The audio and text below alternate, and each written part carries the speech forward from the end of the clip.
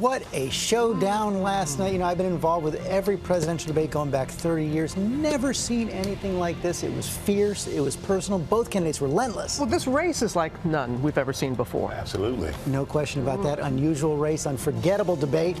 Let's look at Hillary Clinton. She stopped by watch party last night to celebrate her debate performance. Looked pretty happy right there. Donald Trump decided to skip his. He went straight to reporters in the spin room to declare victory. Last night's debate expected to grab a historic audience, a debate generating nearly 7 million tweets, yes, becoming the most tweeted debate ever, and an estimated more than 100 million people watching it live, almost 20 million engaging on Facebook. I know the Super Bowl numbers. Yeah. And that conversation was so much about those viral moments. Donald Trump sniffling, many people wondering if he had a cold. And a lot of talk about this, a lot of sniffling going on, and a lot of talk about the candidates' facial expressions, from Trump's head shakes to Clinton's looks of disbelief. There is much to discuss this morning, the morning after. Both candidates heading back on the trail, though, this morning. There's Hillary Clinton's plane ready to take off, and both vice presidential candidates are standing by right now to weigh in. But first, ABC's Tom Yamas is at Hofstra University, where Clinton and Trump faced off last night. Good morning, Tom. Robin, good morning to you. What a night. In front of that massive audience, Hillary Clinton called Donald Trump a racist, a sexist, and said he was not releasing his taxes because he wanted to hide his tax rate. Now, Donald Trump said Hillary Clinton is not healthy enough to become president, and said after 30 years in public service, she has nothing to show for it. The first presidential debate turned into a backyard brawl. So when you try to act holier than thou, it really doesn't work. I have a feeling that by the end of this evening, I'm going to be blamed for everything that's ever happened. Why not? Why not? Yeah, why not? Early on, Clinton painting Trump as a rich kid who turned into a ruthless businessman. He started his business with $14 million borrowed from his father, and he really believes that the more you help wealthy people, the better off we'll be, and that everything will work out from there. I don't buy that. The candidates repeatedly interrupting each other, and also interrupting the moderator, Lester Holt. She tells you how to fight ISIS on her website. I don't think General Douglas MacArthur would like that too much. The next segment, we're continuing the subject. Well, at least I have a plan to fight ISIS. Clinton putting Trump on defense over not releasing his taxes. When he had to turn them over to state authorities when he was trying to get a casino license, and they showed he didn't pay any federal income tax. So that makes me smart.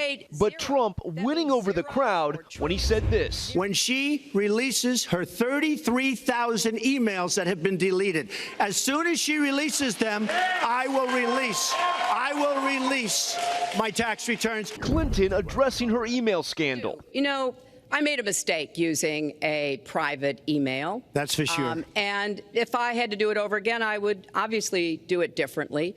But I'm not going to make any excuses. It was a mistake, and I take responsibility for that. But then Trump hit turbulence. First, failing to explain why he pushed the notion that President Barack Obama was not born in the U.S. for 5 years, knowing it was a lie. I was the one that got him to produce the birth certificate, and I think I did a good job. I'm sorry, I'm just going to follow up, and I will let you respond to that, because if there's a lot there, but we're talking about racial healing in this segment. What do you say to Americans? Well, it was I say nothing. I say nothing because I was able to get him to produce it. As Trump struggled, Clinton took advantage. He has really started his political activity based on this racist lie that our first black president was not an American citizen. And the Republican nominee maintaining he was against the war in Iraq, though no proof of that exists. Donald supported the invasion of Iraq. Wrong. That is absolutely wrong. Proved. I was against the war in Iraq, just so you put it out. The record shows otherwise. The record does not show that. Why is your judgment? The record shows that I'm right. But Trump taking his own shots, reminding voters of Clinton's recent health issues. I've been all over the place. You decided to stay home. But Clinton turned the tables on that attack. I think Donald just criticized me for preparing for this debate. And yes, I did. And you know what else I prepared for? I prepared to be president. Trump also questioning Clinton's appearance and stamina. She doesn't have the look. She doesn't have the stamina. To be president of this country, you need tremendous stamina. Clinton responding with a list of accomplishments. as soon as he travels to 112 countries and negotiates a peace deal, a ceasefire, a release of dissidents, an opening of new opportunities in nations around the world, or even spends 11 hours testifying in front of a congressional committee, he can talk to me about stamina. Then Clinton spotlighting some of Trump's harshest attacks on women.